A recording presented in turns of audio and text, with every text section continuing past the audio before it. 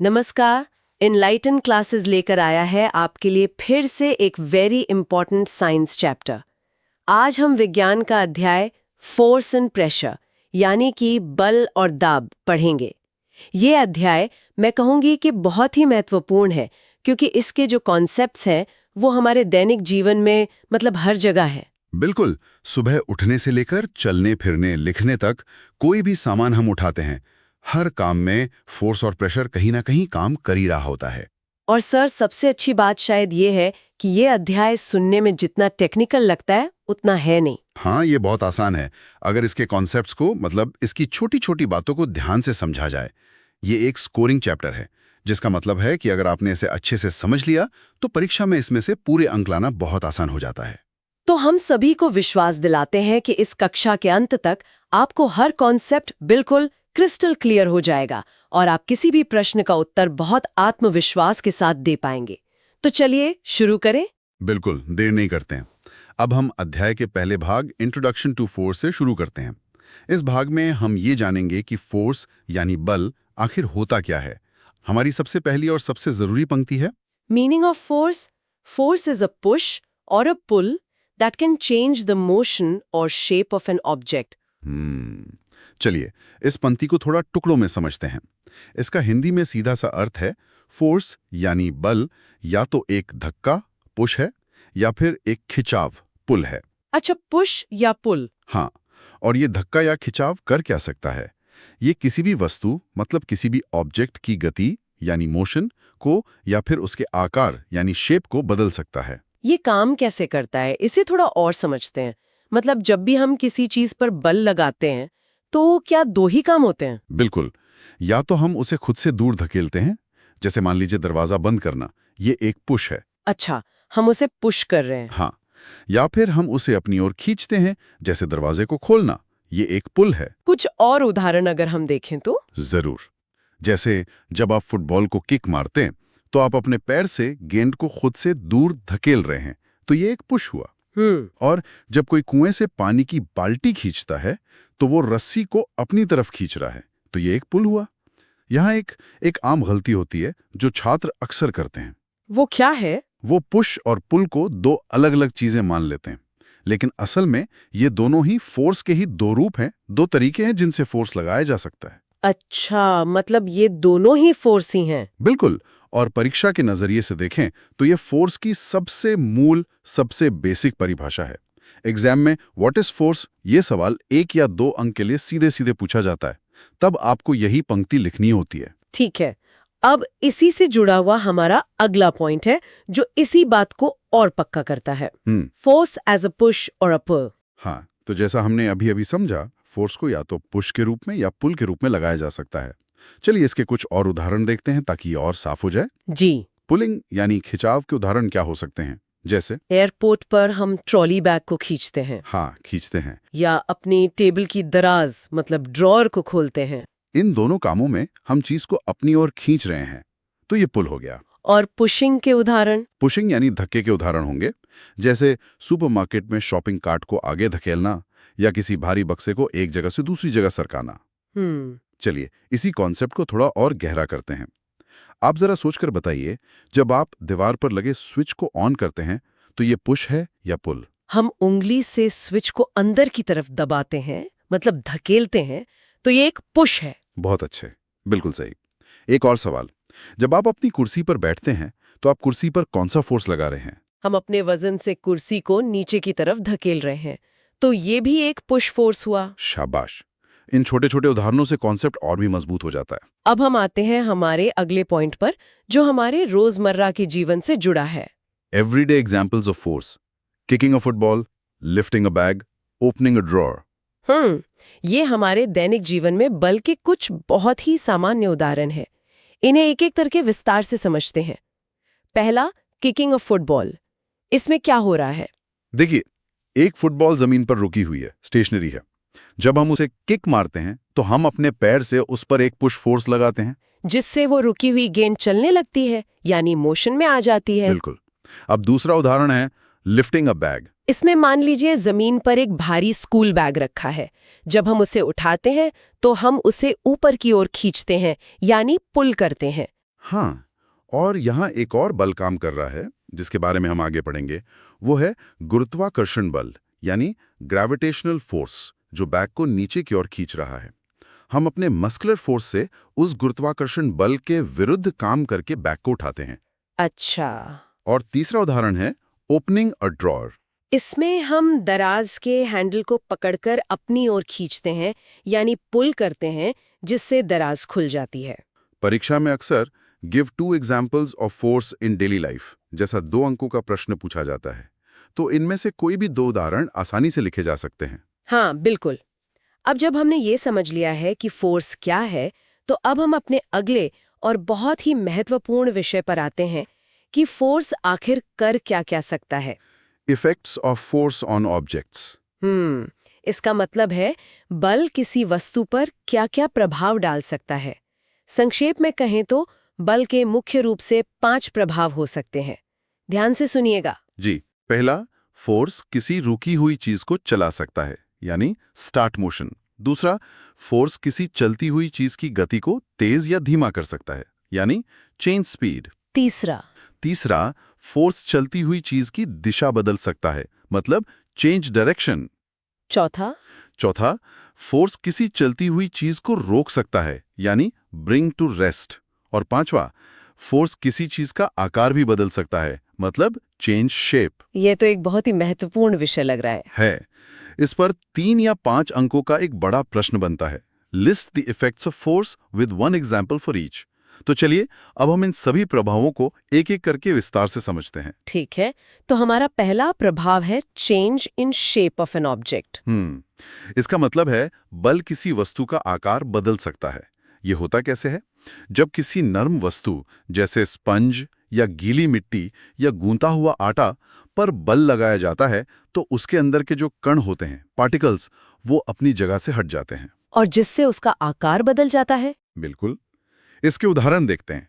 जैसे एक गीले स्पंज को जब आप अपनी मुट्ठी में दबाते हैं तो उसका आकार बदल जाता है, या जब आप एक रबर बैंड को दोनों सिरों से खींचते हैं तो वो लंबा हो जाता है, उसका शेप बदल गया। घर में मम्मी जब रोटी बेलती हैं तो वो आटे की लोई पर बेलन से फोर्स लगाती हैं, जिससे उसका आकार गोल और चपटा हो जाता है।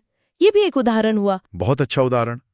यहाँ छात्र अक्सर यह सोचते हैं कि फोर्स का असर सिर्फ कठोर वस्तुओं पर होता है, जैसे किसी चीज को चलाना या रोकना। लेकिन ये याद रखना बहुत जरूरी है कि फोर्स नर्म वस्तुओं का आकार भी बहुत आसानी से बदल सकता है। ठीक है, अब आते हैं दूसरे प्रभाव पर। Change in speed of an object. इसका अर्थ है कि बल किसी चलती हुई वस्तु की गति यानी स्पीड को या तो बढ़ा सकता है या घटा सकता है। यहाँ ध्यान देने वाली बात यह है कि वस्तु पहले से ही चल रही है। हाँ, ये महत्वपूर्ण है। इसके उदाहरण देखते हैं। स्पीड बढ़ाने का उदाहरण, मान लीजिए आप साइकिल चला रहे हैं।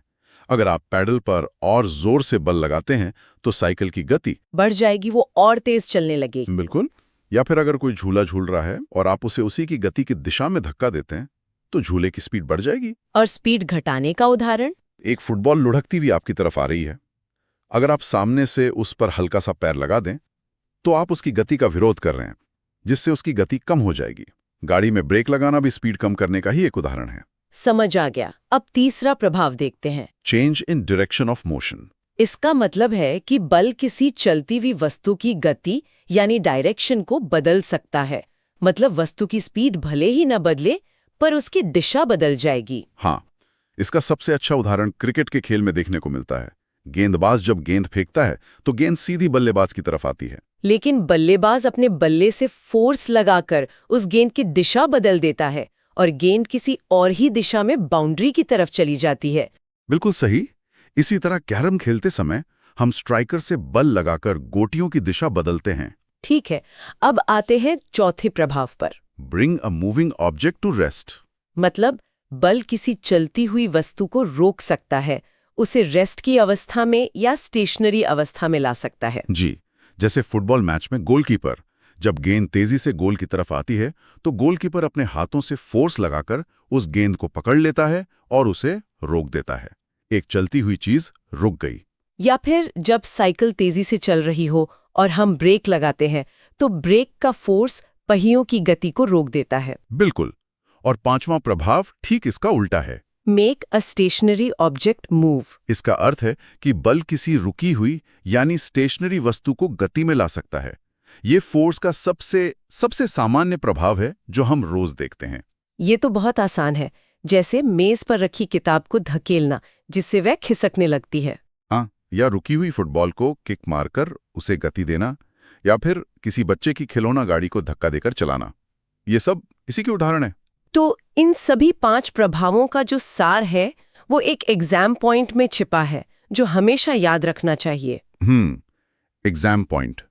Force can change the shape, speed, direction और state of motion of an object. State of motion का मतलब है कि वस्तु रुकी हुई है या चल रही है। हाँ, तो फोर्स रुकी हुई वस्तु को चला सकता है और चलती हुई को रोक सकता है। अगर परीक्षा में इफेक्ट्स ऑफ फोर्स पर प्रश्न आता है तो आपको ये पंक्ति जरूर लिखनी चाहिए और फिर इन सभी 5 प्रभावों को एक एक उदाहरण के साथ अच्छे से समझाना है। ठीक है, अब जब हम ये समझ गए हैं कि फोर्स क्या है और ये क्या-क्या कर सकता है, तो अब इसके प्रकारों के बारे में जानते हैं। बिल्कुल। बलों को मुख्य रूप से 2 परिवारों में, 2 ग्रुप्स में बांटा गया है। पहला परिवार है कॉन्टैक्ट फोर्सेस यानी संपर्क बल। तो हमारा अगला टॉपिक है types of forces, contact forces. इसमें हम सबसे पहले समझेंगे कि ये होते क्या हैं। What is a contact force?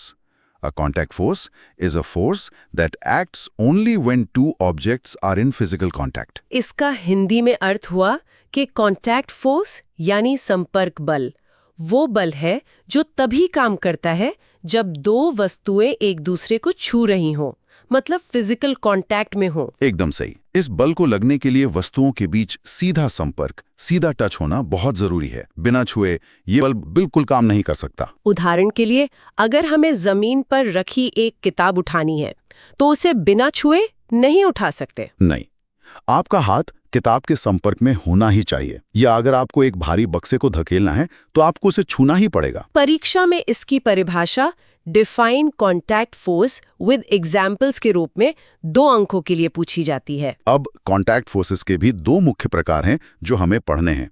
इसमें पहला प्रकार है ए, मस्क्यूलर फोर्स। मस्कुलर फोर्स, जिसे हम हिंदी में मांसपेशीय बल भी कहते हैं। ये वो बल है जो हमारे या किसी भी जानवर के शरीर की मांसपेशियां यानी मसल्स लगाती हैं। हाँ, जब हम कोई भी शारीरिक काम करते हैं तो हमारे शरीर के अंदर की जो मांसपेशियां हैं वो सिकुड़ती और फैलती हैं, जिससे ये बल उत्पन्न होता है। जैसे चलना, दौड़ना, साइकिल चलाना, वजन उठाना, लिखना, ये सभी काम हम अपने मस्कुलर फोर्स की मदद से ही कर पाते हैं। और सिर्फ इंसान ही नहीं, जानवर भी इसका इस्तेमाल करते हैं। जैसे बैल का गाड़ी खींचना या घोड़े का दौड़ना, ये सब उनके मस्कुलर फोर्स का ही उदाहरण है। और ये कॉन्टैक्ट फोर्स क्यों है? बहुत अच्छा सवाल।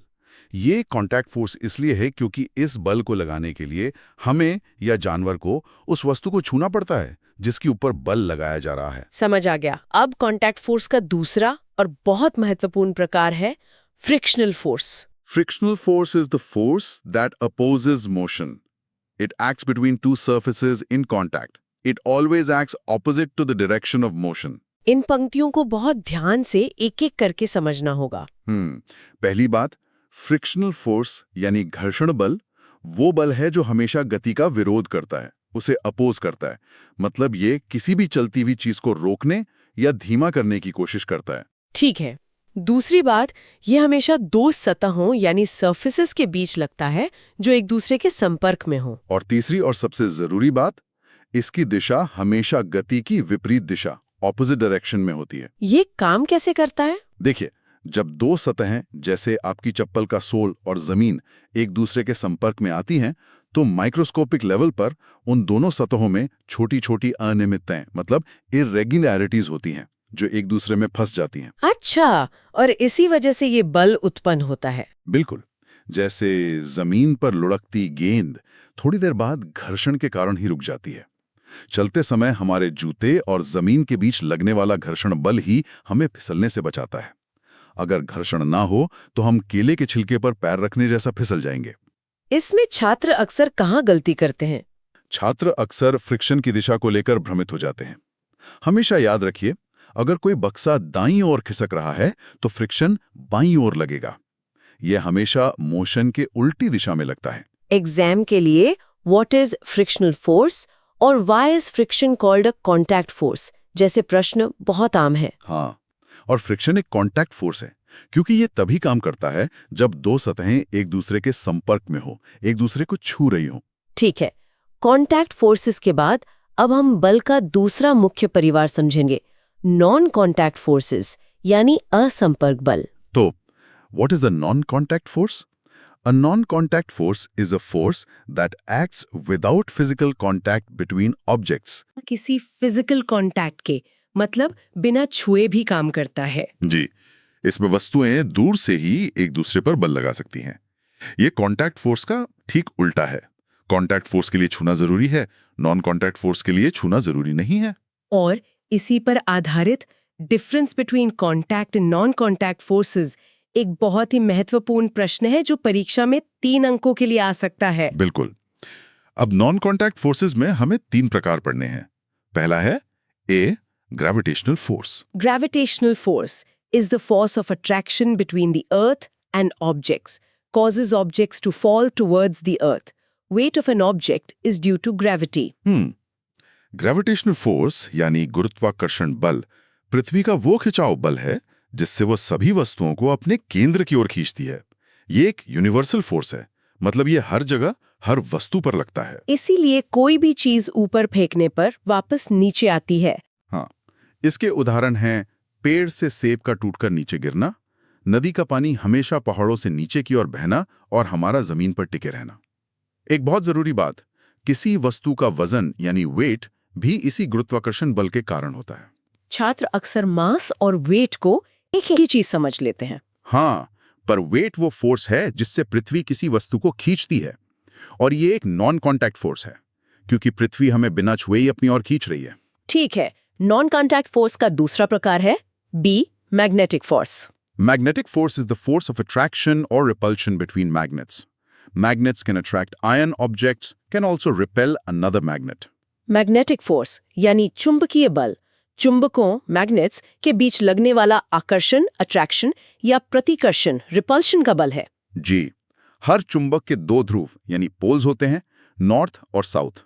जब 2 चुंबकों के समान ध्रुव जैसे नॉर्थ नॉर्थ या साउथ साउथ पास आते हैं तो वे एक दूसरे को रिपेल करते हैं, मतलब दूर धकेलते हैं। और जब विपरीत ध्रुव जैसे नॉर्थ साउथ पास आते हैं तो वे एक दूसरे को अट्रैक्ट करते हैं, मतलब खींचते हैं। बिल्कुल।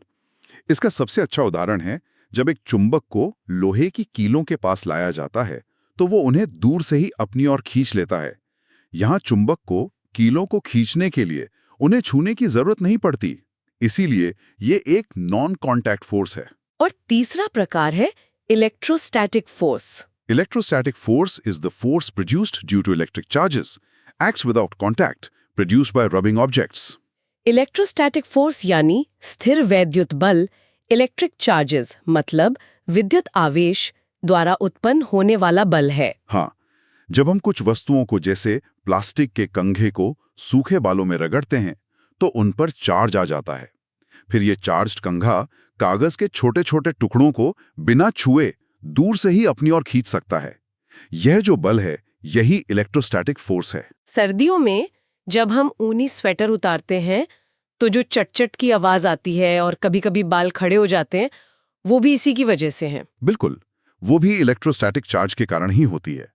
ये भी एक नॉन कॉन्टैक्ट फोर्स है क्योंकि कंघे को कागज को छूने की जरूरत नहीं पड़ी। तो इस पूरे टॉपिक का एग्जाम पॉइंट है non contact forces act without physical contact between objects. हाँ, ये नॉन कॉन्टैक्ट फोर्सेस की सबसे महत्वपूर्ण विशेषता है जिसे याद रखना बहुत जरूरी है। फोर्स के बारे में सब कुछ समझने के बाद अब हम इस अध्याय के दूसरे महत्वपूर्ण हिस्से पर आते हैं, प्रेशर यानी दाब। तो हमारा अगला टॉपिक है इंट्रोडक्शन टू प्रेशर। पहली पंक्ति है pressure is the effect of force acting on a surface. Pressure equals to force divided by area. इसका हिंदी में अर्थ है कि प्रेशर किसी सतह यानी सरफेस पर लगने वाले फोर्स का प्रभाव है। जी, इसे हम प्रति इकाई क्षेत्रफल पर लगने वाले बल के रूप में परिभाषित करते हैं। इसका सूत्र जो बहुत महत्वपूर्ण है वो है प्रेशर बराबर फोर्स को एरिया से भाग देना, यानी P बराबर FA। ये काम कैसे करता है? देखिए, प्रेशर 2 चीजों पर निर्भर करता है। पहला, कितना फोर्स लगाया गया है, और दूसरा वो फोर्स कितने एरिया यानी क्षेत्रफल पर लगाया गया है। इस सूत्र से ये साफ है कि एरिया और प्रेशर का रिश्ता उल्टा है। मतलब अगर एरिया कम होगा तो प्रेशर ज्यादा होगा। हाँ, और अगर एरिया ज्यादा होगा तो प्रेशर कम होगा। इसका सबसे अच्छा उदाहरण है कील। कील का सिरा बहुत नुकीला होता है, यानी उसका एरिया बहुत कम होता है। इसलिए जब हम हथौड़े से उस पर थोड़ा सा फोर्स भी लगाते हैं तो वो दीवार में आसानी से चली जाती है। क्योंकि कम एरिया होने की वजह से प्रेशर बहुत ज्यादा हो जाता है। बिल्कुल। एग्जाम के लिए प्रेशर की परिभाषा और उसका सूत्र P = FA अत्यंत महत्वपूर्ण है। चलिए एक और उदाहरण देखते हैं। Person standing normally, less pressure. Person standing on heels, more pressure. हाँ, जब कोई व्यक्ति अपने दोनों पैरों पर सामान्य रूप से खड़ा होता है तो उसका वजन, जो कि एक फोर्स है, दोनों पैरों के पूरे क्षेत्रफल मतलब लार्ज एरिया पर फैलता है। इसलिए जमीन पर प्रेशर कम होता है। लेकिन जब वही व्यक्ति हाई हील्स पर खड़ा होता है तो उसका वही वजन एक बहुत छोटे से एरिया पर केंद्रित हो जाता है। एरिया कम होने से प्रेशर बहुत बढ़ जाता है। हाँ, इसीलिए नरम जमीन या घास पर हाई हील्स धंस जाती हैं, जबकि चपटी चप्पलें नहीं धंसती। तो यहाँ से एक और बहुत महत्वपूर्ण एग्जाम पॉइंट निकलता है। For the same force pressure increases when area decreases. बिल्कुल, यह प्रेशर का मूल सिद्धांत है। Why does a sharp knife cut better than a blunt one? जैसे सभी कारण बताओ मने रीजनिंग वाले प्रश्नों का उत्तर इसी एक पंक्ति में छिपा है। आइए अब देखते हैं कि प्रेशर का ये कॉन्सेप्ट हमारे दैनिक जीवन में कहाँ-कहाँ काम आता है। हमारा अगला टॉपिक है प्रेशर इन डेली लाइफ। पहली बात तो यही है कि pressure changes with the area of contact, मतलब संपर्क के क्षेत्रफल के साथ दाब बदल जाता है। इसका पहला उदाहरण है sharp knife, small area, more pressure. Blunt knife, large area, less pressure. एक तेज चाकू की धार का क्षेत्रफल एरिया बहुत कम होता है, बहुत पतला होता है, इसलिए वो कम बल लगाने पर भी सब्जियों पर ज्यादा प्रेशर डालता है और उन्हें आसानी से काट देता है। वहीं एक भोथे यानी ब्लंट चाकू की धार मोटी होती है, मतलब उसका एरिया ज्यादा होता है। इससे उतने ही बल पर प्रेशर कम लगता है और वो सब्जी को काटने की बजाय मसलने लगता है। दूसरा उदाहरण है high heel, more pressure, flat shoe, less pressure. ये वही उदाहरण है जिसे हमने अभी अभी समझा था। फ्लैट जूतों का एरिया ज्यादा होने से जमीन पर प्रेशर कम होता है और चलना आरामदायक होता है। ध्यान दिया होगा कि स्कूल बैग की पट्टियां, स्ट्रैप्स, चौड़ी बनाई जाती हैं। ऐसा इसलिए क्योंकि चौड़ी पट्टियों का क्षेत्रफल एरिया ज्यादा होता है, जिससे बैग का पूरा वजन यानी फोर्स हमारे कंधों के ज्यादा एरिया पर फैलता है। और एरिया ज्यादा होने से हमारे कंधों पर प्रेशर कम पड़ता है और हमें आराम महसूस होता है। बिल्कुल। अगर यही पट्टियां किसी पतली रस्सी जैसी होती तो कम एरिया के कारण प्रेशर बहुत ज्यादा होता और हमारे कंधे दुखने लगते। इसी सिद्धांत पर एक सवाल सोचिए, ऊंट रेगिस्तान में आसानी से क्यों चल पाते हैं? क्योंकि उनके पैर चौड़े और गद्देदार होते हैं, जिससे उनका एरिया ज्यादा होता है और रेत पर प्रेशर कम पड़ता है और उनके पैर रेत में धंसते नहीं है। शाबाश! अब तक हमने ठोस वस्तुओं द्वारा लगाए गए प्रेशर की बात की। अब हम देखेंगे कि क्या तरल पदार्थ यानी लिक्विड्स और गैसेस भी प्रेशर डालती हैं। हमारा अगला टॉपिक है pressure exerted by liquids and gases. पहले लिक्विड्स की बात करते हैं। Liquid pressure acts in all directions and increases with depth. इसके दो हिस्से हैं। पहला, तरल पदार्थ सभी दिशाओं में दबाव डालते हैं, नीचे की तरफ भी, ऊपर की तरफ भी और बर्तन की दीवारों पर भी। दूसरा, ये दबाव गहराई यानी डेप्थ के साथ बढ़ता है, मतलब आप पानी में जितना गहरा जाएंगे प्रेशर उतना ही बढ़ेगा। इसे समझने के लिए एक एक्टिविटी भी है। हाँ, बहुत अच्छी एक्टिविटी है। एक खाली प्लास्टिक की बोतल लीजिए और उसमें अलग अलग ऊंचाई पर 3 छेद कर दीजिए। जब आप उसमें पानी भरेंगे तो आप देखेंगे कि सबसे ऊपर वाले छेद से पानी सबसे पास गिरता है, बीच वाले से थोड़ा दूर, और सबसे नीचे वाले छेद से पानी सबसे ज्यादा दूर जाकर गिरता है। हाँ, ऐसा क्यों हुआ? ऐसा इसलिए है क्योंकि सबसे नीचे वाले छेद के ऊपर पानी का कॉलम सबसे ऊंचा है, यानी उसकी गहराई सबसे ज्यादा है, और गहराई ज्यादा होने से प्रेशर भी ज्यादा होता है, जो पानी को दूर तक फेंकता है। इसी वजह से जो गोताखोर पानी में बहुत गहरा जाते हैं, उन्हें विशेष सूट पहनना पड़ता है ताकि वो पानी के ज्यादा प्रेशर को झेल सकें। और इसी कारण से बांध यानी डैम्स की दीवारें नीचे से बहुत मोटी बनाई जाती हैं, क्योंकि नीचे पानी की गहराई ज्यादा होने से प्रेशर भी बहुत ज्यादा होता है। ठीक है, अब बात करते हैं गैसेस की। Gases exert pressure on the walls of their container. Air exerts pressure in all directions, not just downwards. इसका मतलब है कि गैसें जिस भी बर्तन कंटेनर में होती हैं, उसकी दीवारों पर हर तरफ बराबर दबाव डालती हैं, सिर्फ नीचे की ओर नहीं। इसका सबसे अच्छा उदाहरण है गुब्बारा। हाँ, जब हम गुब्बारे में हवा भरते हैं तो हवा के कण गुब्बारे की अंदरूनी दीवारों पर हर दिशा में लगातार टकराते हैं और प्रेशर डालते हैं, जिससे वो फूल जाता है। साइकिल या गाड़ी के टायर में भरी हवा भी यही करती है। वो टायर की दीवारों पर अंदर से प्रेशर डालती है और इसी प्रेशर की वजह से टायर सख्त रहता है और पूरे वाहन का वजन उठा पाता है। बिल्कुल। अब एक बहुत ही रोचक विषय है atmospheric pressure. Atmospheric pressure is the pressure exerted by the weight of the air around us. हम जानते हैं कि हमारे चारों ओर हवा है, जिसे वायुमंडल एटमॉस्फेयर कहते हैं। इस हवा का अपना वजन है। इस हवा के वजन के कारण जो दबाव हम पर और हर चीज पर पड़ता है, उसे ही वायुमंडलीय दाब यानी एटमॉस्फेरिक प्रेशर कहते हैं। हम सब असल में हवा के एक बहुत बड़े समुद्र के तल पर रहते हैं। कह सकते हैं हमारे ऊपर मीलों तक हवा का एक स्तंभ, एक कॉलम है, जिसका भारी वजन हम पर लगातार दबाव डालता है।